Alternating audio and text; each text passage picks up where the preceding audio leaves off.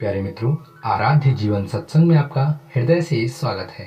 मित्रों, पिछली वीडियो में एक प्यारा सा कमेंट आया था। उसमें पूछा गया था, अतृप्त आत्मा क्या है। मित्रों, जिस जीव की इच्छाएं पूरी नहीं होती उसे अतृप्त आत्मा कहते हैं, और जीवन मुक्तों को छोड़कर कम बेश सभी आत्माएं अतृप्त हैं। मतलब जीवन मुक्ति की सारी बातों को छोड़कर व्यक्ति वासनाओं में घिर जाता है, यही तो उसकी अतृप्तता है। क्योंकि तृप्ति इच्छाओं के त्याग से मिलती है। क्या तृप्ति इच्छाओं के त्याग से ही मिलती है?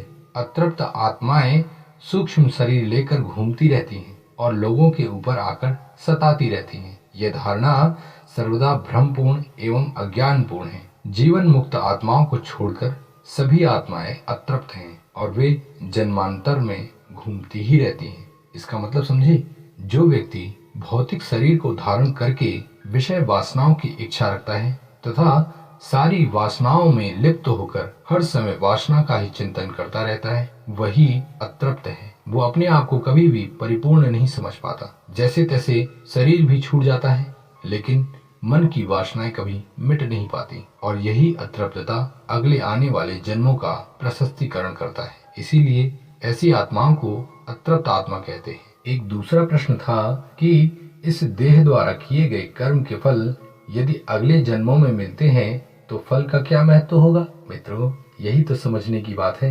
इस देह में जो अच्छे या बुरे कर्म किए जाते हैं उनके फल तत्काल भी मिलते हैं और जन्मांतर में भी मिलते हैं। अर्थात समय स्थिति को देखकर परिणाम मिलता है। चाहे कुछ भी हो, कर्ता को ही फल मिलता है, साधन को नहीं। किसी मनुष्य ने लाठी से किसी को मारा तो उस मारने वाले मनुष्य को दंड मिलेगा, न कि लाठी को। जीव करता है, देह कर्म करने का साधन मात्र है। इसलिए कर्ता जीव आज और आगे सब समय रहता है, अतः फल उसी को मिलना है। यही प्रकृति का नियम है और न्याय है। मित्रों, जीवन में प्रश्न का होना बहुत जरूरी है, अन्यथा जीवन की उलझन बिना प्रश्न के सुलझ नहीं सकती।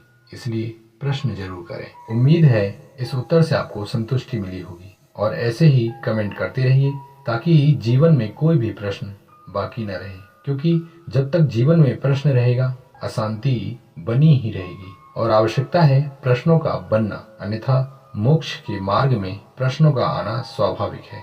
इसलिए प्रश्न जरूर करें। मित्रों, इसी प्रकार और भी कमेंट करिए ताकि आपको आपके प्रश्नों का समाधान मिल सके।